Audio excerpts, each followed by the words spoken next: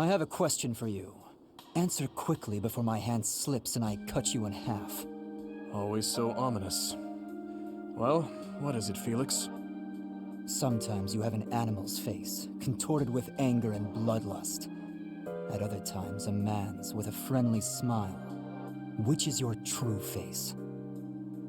Do not waste your breath on questions with such obvious answers. They are both the real me. My father, my friends, Glenn. They all meant a great deal to me. And they were all brutally slaughtered. I alone survived. If I do not shoulder the anguish and regret they must have felt, who will? So that's how you justify your atrocities. What do you mean? I will fulfill my duty to the late king.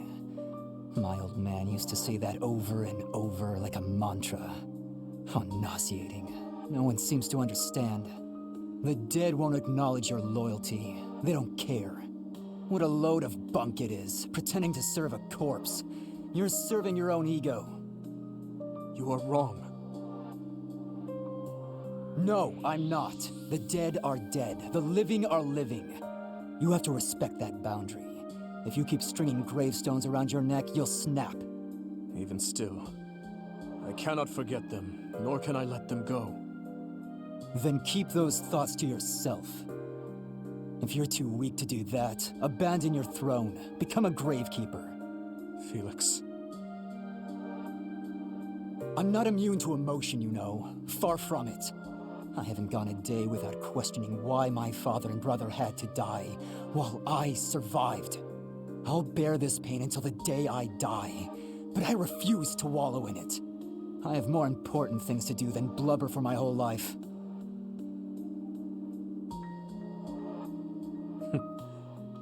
You know, Felix, you really are growing more and more like your brother. Always so sarcastic and constantly looking for a fight. But deep inside, more than anyone, you... What are you getting at? Oh, it's nothing. But allow me to thank you. Your perspective has opened my eyes. Not my intention. I couldn't stand the pathetic look on your face, that's all. I see. If you say so, then we will leave it at that.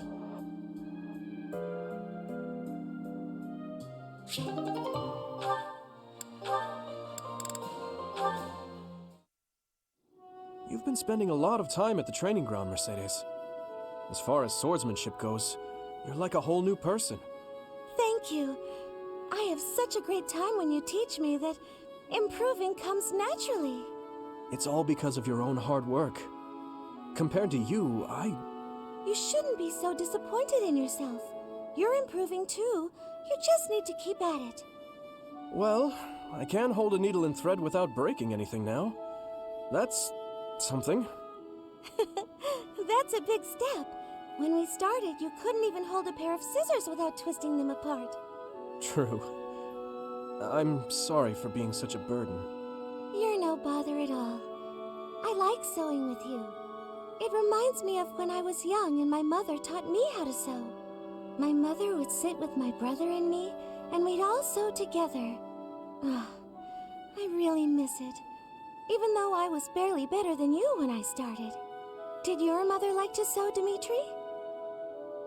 My birth mother? From my father's accounts, she wasn't great at it either. Oh, of course.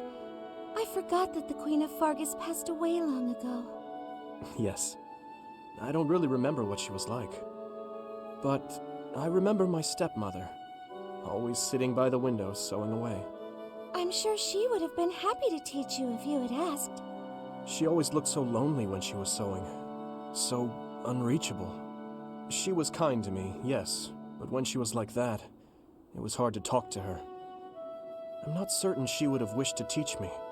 I'm so sorry, Dimitri. I didn't mean to bring up such difficult memories. Don't worry about it. If I don't talk about those things sometimes, I'll risk forgetting them altogether. And that would truly be a shame. I see. But now I'm just going on and on about myself. Why don't you tell me more about you? More about me? Oh, goodness. I don't even know what to say. It's hard to think of something on the spot, isn't it? You could speak of your family, I suppose. You want to know more about my family?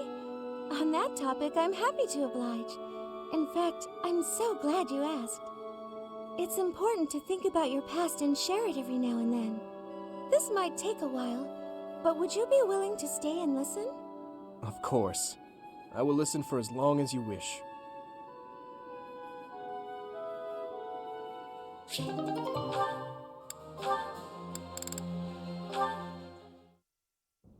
Your Highness, I have one more favor to ask. Is this about Gustav again? I have plenty more stories about him, but perhaps it is time for you to speak with him yourself. Oh, it's not about Father this time. This time I wanted to ask about you. About me? I mean, I heard all about Father last time, but I didn't ask about you. Ah, well, I'm afraid there is not much of interest for me to tell you. Oh, it doesn't have to be funny or interesting. That's not why I'm asking. It's just that I thought I already knew you, but I'm not sure I really do. That day when we were reunited at the monastery, I didn't know what to say to you. So I wanted to prepare some of your favorite food. I thought maybe if you ate something that you liked, you'd cheer up a little. But when I got to the kitchen, I realized I didn't even know what you like to eat. I see. Well, it's a little hard to say what my favorite is. I just don't really have any strong feelings about food.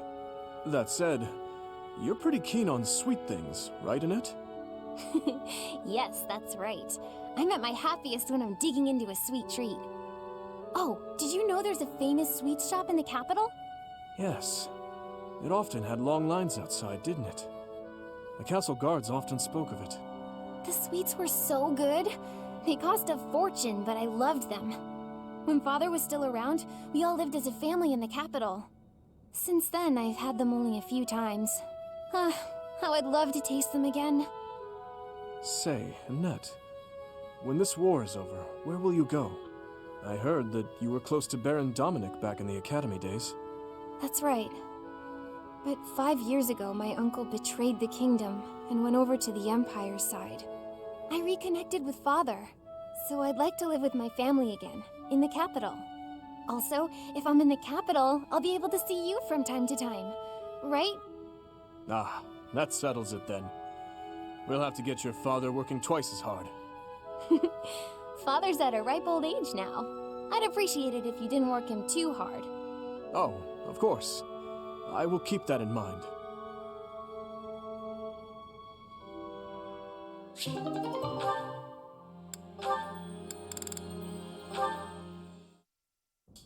Your Highness, I've come to apologize. I mismanaged my feelings and got carried away. I've been thinking about what might have made you say the things you did. I was so caught up in the moment and in my own feelings that I didn't think of what yours might be. No, I should be the one to apologize. I did not intend to say such things. I lashed out like a child. You were right to rebuke me. I am disgusted by my own inability to express myself. Will you allow me to explain? Of course. At the tragedy of Dusker, I saw countless corpses. Of course, I saw his, too. Glenn's. Ingrid, I doubt you would have been able to see him. They were unable to bring his body back, after all. He must have died an agonizing death, full of pain and regret. That is what I saw in his face. In that wasteland, there were no beautiful, proud deaths that could have been written about in heroic tales. Not one. I do not want you to die a death like that. Not even for the sake of loyalty or duty. A king must at times order his soldiers and knights to fight and die on his behalf. Their lives must be used for the greater good. And this is something any good king understands innately. Any king who doesn't allow people to die on his behalf is too soft to rule well. You leave me little room for argument. Have I disappointed you? No. I chose to serve you because of how you are.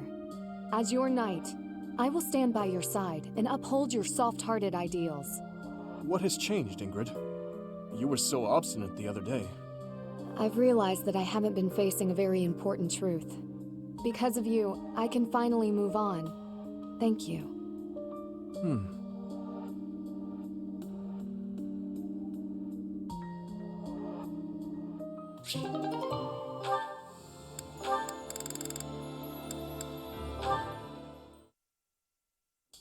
Up this late practicing with your lance, are you? And what about you? Have you got something on your mind again? You really should go to bed. It is chilly out, and you could catch cold. What's the matter? Have you been having nightmares? Well, in a certain sense, yes. Can you spare a moment? Of course. Thank you. I want to apologize to you. When last we spoke, I mishandled the situation. Your words that night touched me deeply. It felt as though I had been punched in the gut. But more importantly, I think I owe you an apology. I lied to you. You did? Do you recall when I ate that meal you cooked and I told you it was delicious? The truth is that no matter what I eat, I can scarcely taste it. I have not had my sense of taste for 9 years now. My cooking certainly is not something people often compliment me on. I am sorry. When I said the food was good, I was just saying what I thought you would want to hear. An apology is not necessary. You were only trying to be kind, after all. In the end, I am not sure it was kind. Just the same, it was nice to hear. Oh, hey! I have an idea! What if you sampled some really pungent food? Or something extremely spicy? Maybe that would... Flame. Yes? I like your cooking. I cannot taste it properly, but in my book, it is truly delicious. No need for the flattery. Anyhow, maybe someday you will get your taste back. I hope then you will be able to compliment me sincerely about my cooking.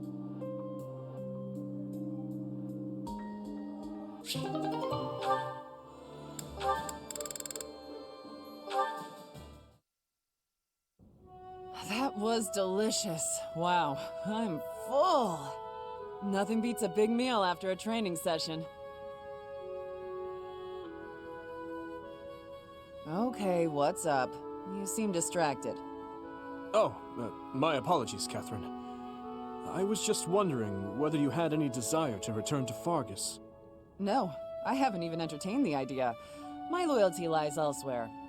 No matter what, I'm going to find Lady Rhea. That's what I'm fighting for. May I ask why you have devoted yourself to Lady Rhea? It's simple. I adore her.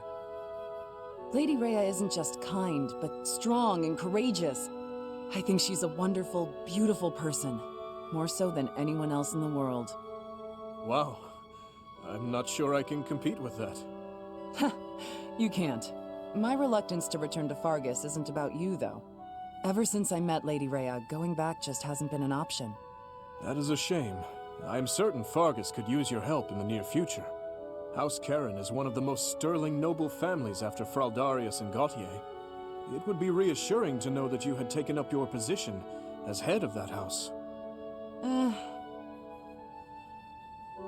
Is something wrong? You need someone who's like me, but more noble. You're so stern and serious all the time. Sorry, I'm not going back. Besides, my father is alive and well, fulfilling the duties of House Karen. I have plenty of capable brothers and sisters who can take over after him. I'll keep serving Lady Rhea here, and you'll bring the kingdom together at the capital. We have to direct our talents wherever they're most useful and most needed, right? Well, Anyway, early day tomorrow. Don't want to stay up too late. You better go to bed.